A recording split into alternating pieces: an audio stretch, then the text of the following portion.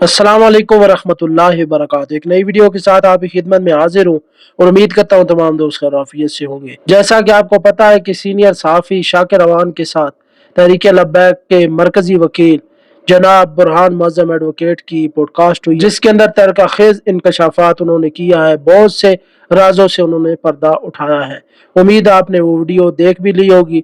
अगर नहीं देखी तो मैं उसका लुबे लुबाब आपके सामने बयान कर दूंगा। उसके अलावा भी कुछ खबरें हैं जो आपके साथ शेयर करेंगे। सबसे पहला सवाल उसमें किया गया कि हाफिज साद रिजवी और अनस रिजवी कहाँ हैं। तो बुरहान मुअज़्ज़म साहब ने जवाब में कहा कि उनको आखिरी मरतबा 13 अक्टूबर 2025 को देखा गया। 54 पुलिस थानों और 56 FIR की जांच की गई, मगर किसी इदारे ने उनकी गिरफ्तारी या मौजूदगी की तस्दीक नहीं की और ना ही किसी को पता है कि वो कहाँ पर मौजूद हैं। लाहौर हाई कोर्ट में हब्से भेजा की पटिशन भी दायर की गई, जिसमें मुतअद्दिद समातें हुई। कभी जजों ने इनकार कर दिया, लेकिन 252 दिन से ताहाल रिजवी बरादरान का कुछ पता नहीं चल सका कि वो कहाँ पर मौजूद हैं। उसके बाद दूसरा सवाल था कि अदालत में अब से भेजा पटिशन पर कार्रवाई क्यों इतनी सुस्त रवि का शिकार है। आखिर क्या वजह है कि इतने दिनों के बाद भी कोई उस पटिशन पर सुनवाई नहीं हो सकी। जिसके जवाब में उन्होंने कहा कि आमतौर पर ऐसे मुकदमात की रोजाना या फौरी समाअत होती है, मगर इस केस में हर मरतबा 15 दिन या 1 माह की तारीख दी गई। केस एक जज से दूसरे जज के पास मुंतकिल हुआ और एक जज ने जाती वजूहात की बिना पर समाज से माजरत कर ली। इस गैर मामूली ताखीर की कोई वाज़ेह वजह सामने नहीं आई, जिससे मुकदमा अभी तक फैसला कुन मरले में नहीं पहुंच सका। और उन्होंने कहा कि जस्टिस तारिक सलीम हैदर शेख साहब से हमें जो है बहुत उम्मीद थी, हम खुश थे कि उनके पास हमारा मुकदमा चला गया है तो वो ज़रूर इसका हल निकालेंगे। लेकिन बाद अज़ा उन्होंने भी जो है वो उनका तबादला हो गया और उन्होंने सारे केस जो है वो इबरगुल साहिबा जस्टिस जो है उनके सपोर्ट कर दिए और उनमें से 7 भाई का भी केस उनके हवाले किया गया है। उसके अलावा तीसरा सवाल था, क्या साद रिजवी और अनस रिजवी की खैरियत के बारे में कोई इतला है। तो उन्होंने जवाब में कहा कि हमारे पास ऐसी कोई मुस्तरद इतला मौजूद नहीं कि दोनों कहाँ और किस हालत में हैं। अगर हमें मालूमात होती तो हम फौरी अदालत के सामने पेश करते। ज़ाती गुमान यही है कि दोनों खैरियत से होंगे और हम दुआ गो हैं कि अल्लाह ताला उन्हें हर किस्म की तकलीफ से महफूज रखे और उन्हें जल्द बजियाब फरमाए।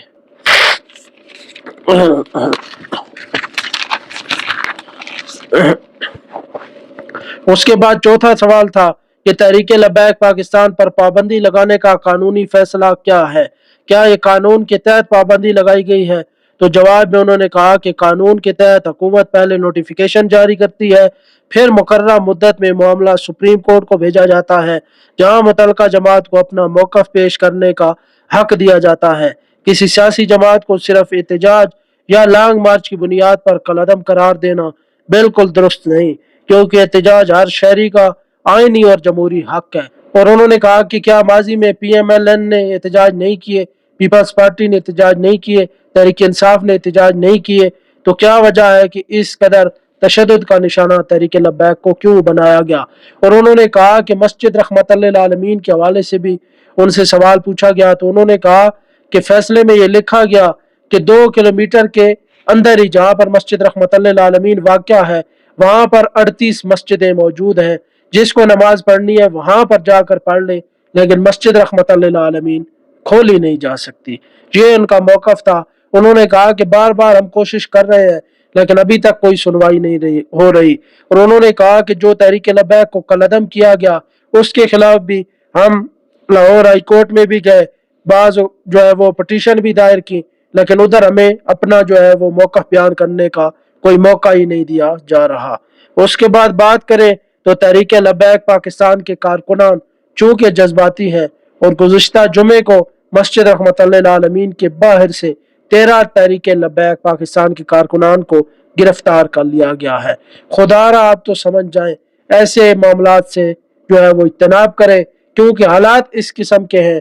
आपका इश्क है, सब कुछ, आपकी मोहब्बत, सब कुछ जायज़ है, लेकिन खुदारा अपनी हिफाजत यकीनी बनाएं और इन यजीदियों को ये मौका ना दें कि ये आपको गिरफ्तार करें।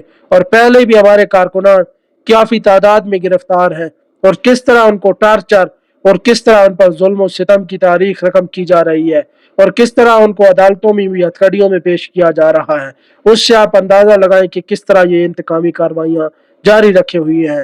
لیکن کوئی بات نہیں، انشاءاللہ اللہ کی ذات ان سے بھرپور انتقام لے گی، اور انشاءاللہ ہم ہمت ہارنے والے نہیں۔ انشاءاللہ جب تک جان ہے رضوی مشن پر قربان ہوں گے، اور انشاءاللہ رسول اللہ صلی اللہ علیہ وسلم کو دین کو تخت پر لانے کے لیے انشاءاللہ ہر حد پار کریں گے۔ اس کے بعد بات کریں تو جیو نیوز نے 10 محرم الحرام کو ایسی ڈاکومنٹری نشر کی جس میں حضور خاتم النبیین صلی اللہ علیہ وسلم کے جسم مبارک کو نعوذ باللہ نشر کیا گیا، ایک خاکہ بنایا گیا، چہرہ تو نشر نہیں کیا گیا لیکن جو ہے وہ جسم مبارک کا جو ہے وہ کچھ حصہ دکھایا گیا، جو کہ حضور صلی اللہ علیہ وسلم کی شان اقدس میں اتنی بڑی گستاخی پر پیمبرا نے صرف ان کا جیو نیوز کا لائسنس 15 دن کے لیے معطل کیا۔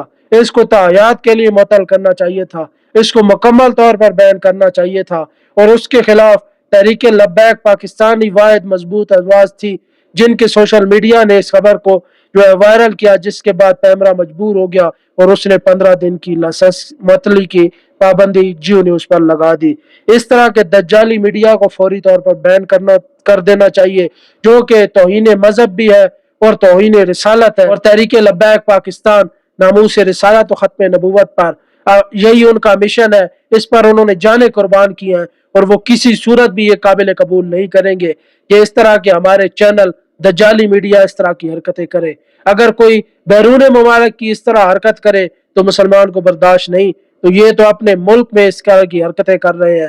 فوری طور پر ہمارا مطالبہ ہے کہ جیو نیوز کو تاحیات کے لیے ان کو بین کرنا چاہیے، بالکل بھی ان کو اجازت نہیں ہونی چاہیے، کیونکہ اس طرح کے کام جو ہے وہ دن بدن یہ کرتے رہتے ہیں۔